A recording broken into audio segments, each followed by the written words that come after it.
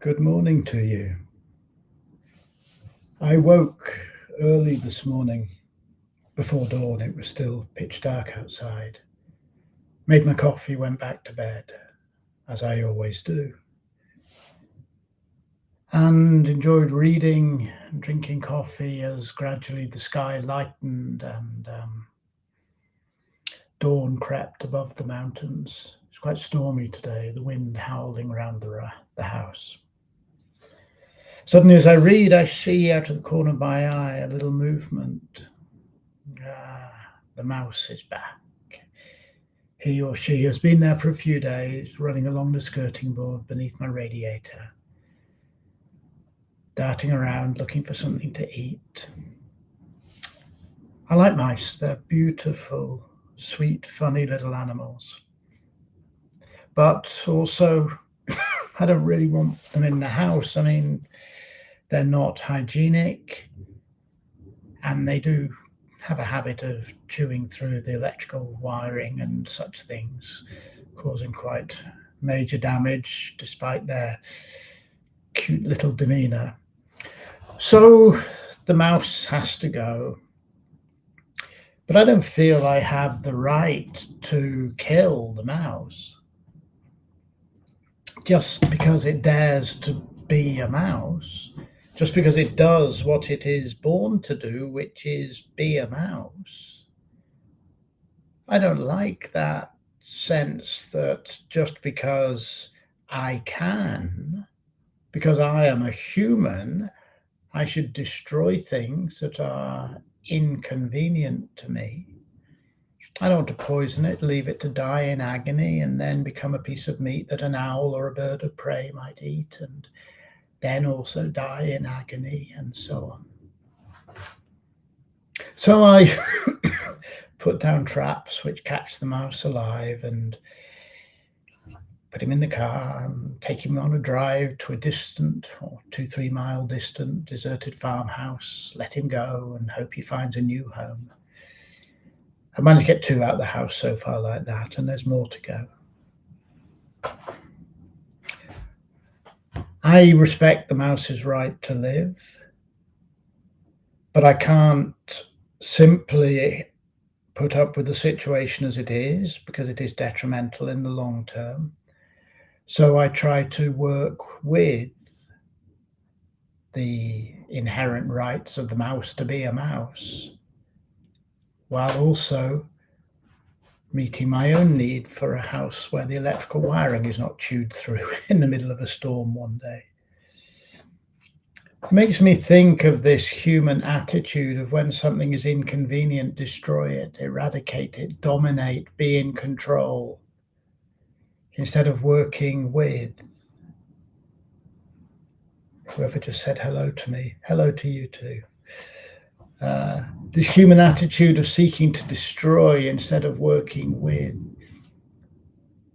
and realizing that it's very deeply ingrained in us, this desire to dominate. I think about meetings and collaborations where there's something about someone else or the way things are going that doesn't quite suit you, so you seek to dominate it, eradicate it, particularly if you can, if you're in a position of authority, stop that person being like that, without realizing that maybe that person being like that is what enables them to be of service to you, or enables them to be a good collaborator. Perhaps them being like that thing that annoys you, is precisely what enables them to be that thing that delights you.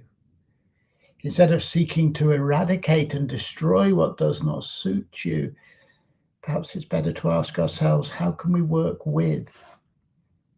And so, as in all of these things, I suggest the same is true within ourselves.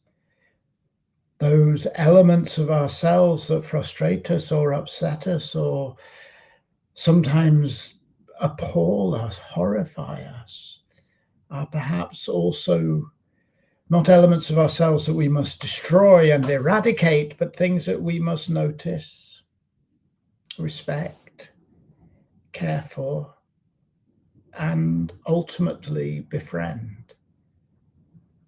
The feeling of being lost, which you may hate, may actually be your friend, preventing you from making mindless decisions, carrying on a path that no longer suits you.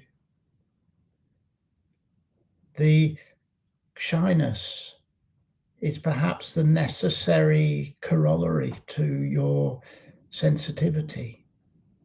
Doesn't mean we just put up with stuff, but I suggest instead of trying to dominate and control, we understand that everything that exists for its reason.